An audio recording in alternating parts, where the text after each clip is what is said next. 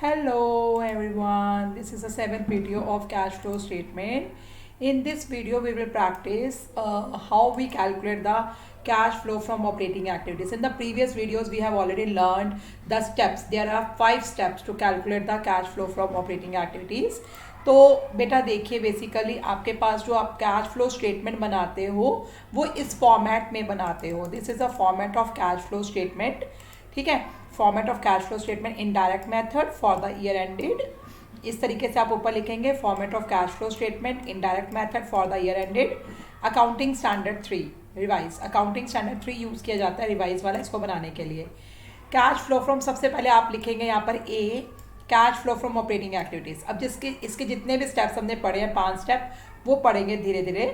पहला सबसे पहले net profit before tax and extraordinary items वो लिखा जाएगा. इसकी कैलकुलेशंस कैश फ्लो स्टेटमेंट में नहीं की जाती, इसकी कैलकुलेशंस वर्किंग नोट में की जाती है. जो net profit before tax and extraordinary item निकाला जाता है ना, ये कैश फ्लो स्टेटमेंट जो बनाया जाता है फाइनल वाला उसमें नहीं लिखा जाता. इसे हम आगे वर्किंग नोट्स में कैलकुलेट करते हैं. तो देखिए नेट प्रॉफिट बिफोर टैक्स हम निकालते कैसे हैं. Net profit before tax and extraordinary item, difference of surplus लेते हैं, सरप्लस का डिफरेंस निकालते हैं, क्लोजिंग माइनस ओपनिंग, उसमें ये 5 चीज़ें प्लस करते हैं. Proposed dividend, interim dividend, transfer to reserve, provision for tax made, हमने कितना टैक्स बनाया इस साल, टैक्स के लिए कितना प्रोविजन बनाया, और extraordinary item expenses and losses वाली हमने बहुत अच्छे से एक्सप्लेन कर रखे हैं, बहुत अच्छे से क्वेश्चन इसके ऊपर पड़े हुए हैं. 2 चीज़ें माइनस करते हैं, refund of tax, extraordinary items. तो हमारे पास जो नेट प्रॉफिट बिफोर टैक्स आता है वर्किंग नोट में कैलकुलेट करते हैं. Net profit before tax and extraordinary items जो आता है, जो निकल कर आता है उसे हम अपने कैश फ्लो स्टेटमेंट में लिखेंगे. Net profit before tax and extraordinary item बाहर वाले कॉलम में. अब स्टेप 2 में हम कुछ आइटम्स प्लस करते हैं, कुछ आइटम्स माइनस करते हैं. इन आइटम्स को प्लस करते हैं, इन आइटम्स को माइनस करते हैं. फिर स्टेप 2 से हमारे पास आ जाता है operating profit before working capital changes. तो कुछ आइटम्स प्लस करते हैं, कुछ आइटम्स माइनस करते हैं. इन जो आइटम्स प्लस करनी है, जो आइटम्स माइनस करनी है, इन्हें हमने कैश फ्लो स्टेटमेंट में ही लिखना है. कौन सी आइटम्स प्लस करते हैं? Non cash expenses and non operating expenses, जैसे depreciation, goodwill, patent, trademark amortised, interest on bank overdraft. हमने कुछ भी हमारा लोन है, कुछ भी हमारी फाइनेंसिंग एक्टिविटीज से कुछ भी लोन हुआ है, उसके ऊपर जो इंटरेस्ट हम पे कर रहे हैं वो यहाँ नहीं आएगा, क्योंकि वो फाइनेंसिंग एक्टिविटीज़ में जाएगा. क्योंकि फाइनेंस लेने के लिए हमने इंटरेस्ट पे किया. जब भी हम अपने किसी लोन वगैरह पे इंटरेस्ट पे कर रहे हैं वो यहाँ नहीं लिखेंगे, यहाँ से प्लस कर दो. इंटरेस्ट ऑन बोरिंग्स यहाँ प्लस कर दो. Writing of under writing commission and share issue expenses. अगर हमारे जैसे देखिए 2000 आपको 2 सालों की इंफॉर्मेशन दी है, 2020 एंड 21. पिछले साल हमारे पास अंडर राइटिंग कमीशन 10,000 थे, इस साल वो ख़त्म हो गए. पिछले साल हमारे पास शेयर इशू एक्सपेंसेस थे 5,000, वो इस साल ख़त्म हो गए. मतलब हमने इनको राइट ऑफ किया, इस एक्सपेंसेस को, इस अंडर राइटिंग कमीशन को, इस शेयर इशू एक्सपेंसेस को इस साल हमने राइट ऑफ किया. तो ये हमारे एक्चुअली क्या कहते हैं, नॉन ऑपरेटिंग एक्सपेंसेस हैं, इसलिए इसको यहाँ से हटा दो, यहाँ प्लस कर दो. अगर हम फिक्स एसेट को बेच रहे हैं और फिक्स एसेट को बेचने पर लॉस हो रहा है, उसे भी यहाँ पर प्लस कर दो, क्योंकि फिक्स एसेट्स को खरीदना बेचना हमारी इन्वेस्टिंग एक्टिविटीज़ है, इसको यहाँ प्लस कर दो. अगर हमारा प्रोविज़न फॉर डाउटफुल डेट्स, हम डेटर्स के ऊपर प्रोविज़न फॉर डाउटफुल डेट्स बनाते हैं. पिछले साल वो 10,000 था 2020 में, और 2021 में ये प्रोविज़न फॉर डाउटफुल डेट्स 12,000 हो गया. तो हमने प्रोविज़न क्रिएट किया है. जब हम प्रोविज़न क्रिएट करते हैं, हमने 2,000 का प्रोविज़न क्रिएट किया. जब हम प्रोविज़न क्रिएट करते हैं तो हमारे हाथ से कैश नहीं जाता. तो ये 2,000 जो हमने प्रोविज़न क्रिएट किया इसको भी हम प्लस कर देंगे. तो इन आइटम्स को याद करके रखिए.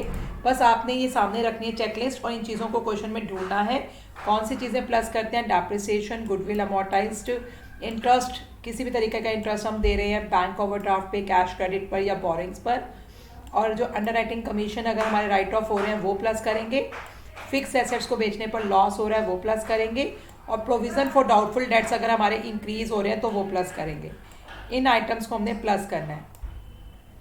फिर हमने किन आइटम्स को माइनस करना है. Interest income. अगर हमें इंटरेस्ट इनकम हो रही है, इंटरेस्ट इनकम, हमें इंटरेस्ट मिलता क्यों है? हमें इंटरेस्ट इसलिए मिलता है क्योंकि वी हैव इन्वेस्टेड मनी, हमने पैसा इन्वेस्ट किया, वहाँ से हमें इंटरेस्ट मिलता है. अगर हमें इंटरेस्ट मिल रहा है तो उसको माइनस करेंगे, क्योंकि ये हमारी इन्वेस्टिंग एक्टिविटीज़ है। इन्वेस्टिंग एक्टिविटी से हमें इंटरेस्ट मिल रहा है, इसको माइनस करेंगे। डिविडेंड रिसीव, डिविडेंड अगर हमें मिल रहा है तो उसको माइनस करेंगे। डिविडेंड हमें क्यों मिल रहा है? Because we have purchase shares of another company. हमने किसी और कंपनी के शेयर्स खरीदे हैं, उस पर हमें डिविडेंड मिल रहा है। डिविडेंड मिल रहा है तो उसको माइनस करेंगे। रेंट मिल रहा है वो माइनस करेंगे। रेंट क्यों माइनस करेंगे? बिकॉज हमें रेंट मिल रहा है हमारी प्रॉपर्टी पर, वो हमारी इन्वेस्टमेंट थी जो हमने प्रॉपर्टी खरीदी थी, वो माइनस करेंगे। वहीं अगर हमने किसी एसेट को बेचने पर प्रॉफिट हो रहा है तो वो माइनस करेंगे। और अगर प्रोविज़न फॉर डाउटफुल डेट्स हमारे 10,000 से कम होकर 7,000 हो गए, कम हो गए, तो ये अगर हमारे डिक्रीज हो रहे हैं प्रोविज़न फॉर डाउटफुल डेट, तो उसको भी माइनस करेंगे। तो देखिए अब यहाँ पर क्या चीज़ें प्लस करनी है, याद कर लीजिए। रीजंस आपको पता है क्यों प्लस माइनस करते हैं, मैं बहुत डिटेल में बता चुकी हूँ, क्योंकि हमारा न्यूमेरिकल क्वेश्चन आएगा, आप याद करके रखिए ताकि आपके क्वेश्चंस करने में आपको सॉल्यूशन इजी हो। तो स्टेप 2 में कौन से आइटम्स को प्लस करते हैं? Depreciation, goodwill, trademark, amortise, interest जो दिया गया हमारा, और underwriting commission, share issue expenses, write off हुए, loss on sale of fix asset and increase in provision for doubtful debts. कौन से आइटम्स माइनस करते हैं? Interest income, dividend income, rental income, profit on sale of fix assets and decrease in provision for doubtful debts. ये plus minus करने के बाद हमारे पास जो स्टेप 2 से आता है, operating profit before working capital changes. अब हम इसके अंदर क्या प्लस करते हैं? वर्किंग कैपिटल मतलब current assets and current liabilities. Current assets and current liabilities, ये ध्यान रखना, करंट एसेट के डिक्रीज को हमने प्लस करना है, क्योंकि करंट एसेट कम हो रही है तो कैश आ रहा है, बस इतना याद रखो। करंट एसेट के डिक्रीज को प्लस करना है तो करंट एसेट के इंक्रीज को माइनस करना है। किसको प्लस करें? करंट एसेट के डिक्रीज को। तो करंट लायबिलिटी के इंक्रीज को प्लस करेंगे और करंट लायबिलिटीज के डिक्रीज को माइनस करेंगे। ठीक है जी। तो क्या प्लस करने हैं हमने? करंट एसेट का डिक्रीज, करंट लायबिलिटी का इंक्रीज, इन दो चीज़ों को प्लस करना है। और किन दो चीज़ों को माइनस करना है? करंट एसेट का इंक्रीज और करंट लायबिलिटी का डिक्रीज, वो आप देख लीजिएगा। ये करने के बाद आपके पास आ जाएगा कैश जनरेटेड फ्रॉम ऑपरेशंस। इसमें से आपने इनकम टैक्स पेड माइनस करना है। इनकम टैक्स पेड में से आप इनकम टैक्स समझ लीजिए 1 लाख पे कर रहे हैं, 20,000 आपको वापस आ रहा है, 20,000 आपका वापस रिटर्न आ रहा है, रिफंड आ रहा है। तो नेट आपने इनकम टैक्स कितना पे किया? 80,000 नेट। तो जो नेट इनकम टैक्स है वो आपने माइनस करना है स्टेप 4 में। कैश जनरेटेड फ्रॉम ऑपरेशंस में से इनकम टैक्स पेड माइनस कर दीजिएगा। और इसके बाद आपने क्या करना है, आपके पास फिर आपके एक्स्ट्राऑर्डिनरी आइटम्स अगर एक्सपेंसेस वाली हैं तो वो माइनस कर दीजिए, लॉसेस वाली हैं माइनस कर दीजिए, एक्स्ट्राऑर्डिनरी आइटम्स अगर इनकम वाली हैं वो प्लस कर दीजिए। You will get your cash flow from operating activities. तो देखिए कुछ क्वेश्चंस प्रैक्टिस करते हैं। देखिए हमें cash flow from operating activities निकालना है। इलस्ट्रेशन नंबर 24, सरप्लस दिया है। सबसे पहला काम होता है net profit before tax and extraordinary items निकालना। Net profit before tax and extraordinary item निकालने के लिए डिफरेंस ऑफ सरप्लस में क्या चीज़ें प्लस की जाती हैं, क्या चीज़ें प्लस की जाती हैं आपको पता है, डिस्कस कर चुकी हूँ। अपने सामने पेपर पे रख के लिख लीजिए। Dividends, transfer to reserve, provision for tax, extraordinary items. ठीक है, तो जो चीज़ें प्लस की जाती हैं वो हमें मिल ही नहीं रही। यहाँ पे डिविडेंड कहीं नहीं दिख रहा, ट्रांसफर टू रिजर्व कहीं नहीं दिख रहा, प्रोविजन फॉर टैक्स कहीं नहीं दिख रहा, रिफंड ऑफ टैक्स कहीं नहीं दिख रहा। तो डिफरेंस ऑफ सरप्लस जो है हमारा, वही हमारा नेट प्रॉफिट बिफोर टैक्स है। तो डिफरेंस ऑफ सरप्लस निकालने के लिए क्लोजिंग में से ओपनिंग माइनस करना है। क्लोजिंग हमारा 1,10,000 है, ओपनिंग 1,20,000 है। क्लोजिंग में से ओपनिंग माइनस किया, ये -10,000 आएगा। क्लोजिंग में से ओपनिंग माइनस किया, -10,000 आएगा नेट प्रॉफिट बिफोर टैक्स। इसको नेट लॉस लिख दीजिए। अब इसमें जो चीज़ें प्लस करते हैं स्टेप 2 में हम क्या क्या प्लस करते हैं? डेप्रिसिएशन। डेप्रिसिएशन के लिए प्रोविजन फॉर डेप्रिसिएशन अकाउंट देखो नहीं है। Goodwill amortised, goodwill amortised plus करते हैं। अमोर्टाइज का मतलब है गुडविल कम हुई, गुडविल यूज़ की, लेकिन यहाँ पे तो गुडविल बढ़ रही है। गुडविल बढ़ रही है, अगर गुडविल बढ़ रही है मतलब गुडविल हमने परचेज की है, और गुडविल हमारी इंटेंजिबल एसेट है। इंटेंजिबल एसेट को अगर आप परचेज करते हो तो उसको आप इन्वेस्टिंग एक्टिविटी में लिखते हो। यहाँ पे आपने गुडविल जो बढ़ रही है वो आपने यहाँ नहीं लिखनी, इन्वेस्टिंग एक्टिविटीज़ में प्लस करनी है, मतलब इन्वेस्टिंग एक्टिविटीज़ में लिखनी है परचेज ऑफ गुडविल, क्योंकि गुडविल खरीदने से आपके हाथ से पैसा जा रहा है।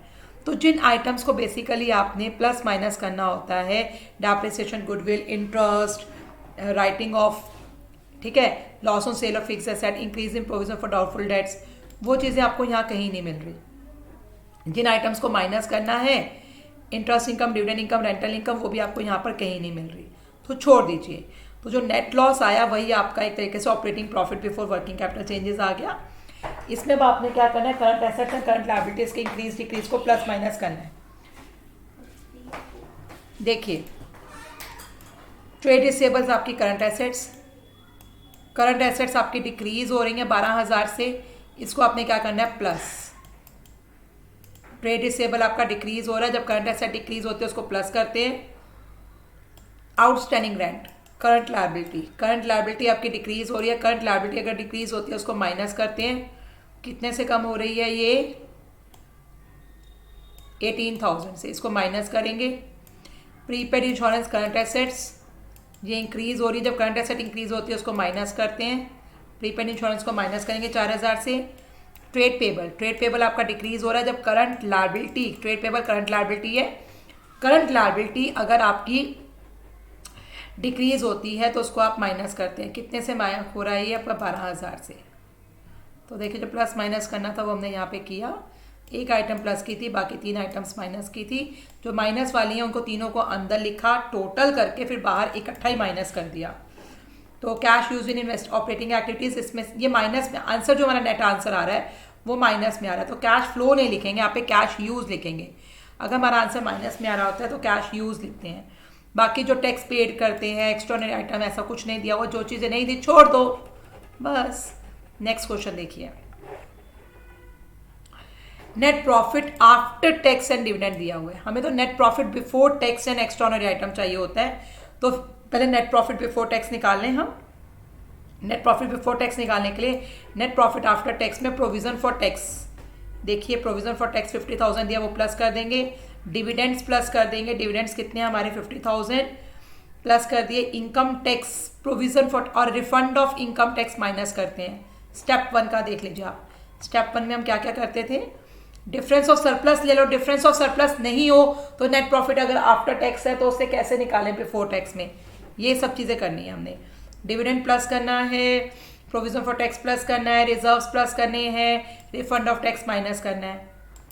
तो देखिए ये किया हमने, प्रोविजन फॉर टैक्स प्लस किया, डिविडेंड डिक्लेयर प्लस किया, refund of income tax minus किया। अब आप कहेंगे वहाँ पे तो डिफरेंस ऑफ सरप्लस मैम बोल रही थी, ये नेट प्रॉफिट आफ्टर टैक्स के अंदर ये प्लस माइनस कर रहे हैं। बेटा डिफरेंस ऑफ सरप्लस जो आपका सब कुछ देने के बाद जो प्रॉफिट बचता है, आफ्टर जो प्रॉफिट बचता है, उस प्रॉफिट को आप एज अ सरप्लस अपनी बैलेंस शीट में लिखते हैं। तो बैलेंस शीट के अंदर जो आप सरप्लस लिख रहे हो वो आपका net profit after tax and dividend ही होता है। सब कुछ देने के बाद जो प्रॉफिट बचता है उसको आप एज अ सरप्लस अपनी बैलेंस शीट में लिखते हो। तो अगर आपको नेट प्रॉफिट आफ्टर टैक्स दिया उसका ट्रीटमेंट सेम इसी तरीके से होगा, ठीक है। अब आ गया नेट प्रॉफिट बिफोर टैक्स, हमारे पास आ गया 1,70,000। हमने 1,70,000 लिख दिया। Net profit before tax and extraordinary items, cash flow from operating activities निकाल रहे हैं। कौन से आइटम्स प्लस करते हैं, कौन से आइटम्स माइनस करते हैं, अब तक तो आपको याद हो जानी चाहिए। देख लेते हैं यहाँ पर क्या क्या दिया हुआ है। डेप्रिसिएशन दिया है, प्लस कर देंगे। Loss on sale of plant दिया है, प्लस कर देंगे। गुडविल अमोर्टाइज प्लस कर देंगे। Profit on sale of land को माइनस कर देंगे, ठीक है जी। तो ये प्लस माइनस किया, ये profit on sale of land को माइनस कर देंगे। आपके पास आ गया 2 लाख। ये आता है operating profit before working capital changes. तो यहाँ पे आपको कोई भी current assets and current liability question में नहीं दी हुई। तो operating profit before working capital changes जो है वही आपका कैश जनरेटेड फ्रॉम ऑपरेशंस है। बेसिकली प्लस माइनस करने के बाद आपके पास आता है operating profit before working capital changes. Operating profit before working capital changes में आप current assets and current liabilities का ट्रीटमेंट करते हैं, जो आपको नहीं दिए हुए छोड़ दीजिए। तो अब आपके पास आ जाएगा कैश जनरेटेड फ्रॉम ऑपरेशंस। इसमें से इनकम टैक्स पेड माइनस करना है। इनकम टैक्स आपने नेट लेना है, आप पे कर रहे हैं 50, रिफंड आ रहा है 40, तो नेट कितना इनकम टैक्स पे कर रहे हैं 40। तो आप यहाँ पे सॉरी इनकम टैक्स आप पे कर रहे हैं 50, रिफंड आ रहा है 40, तो नेट इनकम टैक्स आपका कितना हो गया 10। तो जो 10,000 का आपका नेट इनकम टैक्स आप पेड कर रहे हैं वो आप माइनस करेंगे। Jaskirat, yes, next video, in the next question we will do the next question.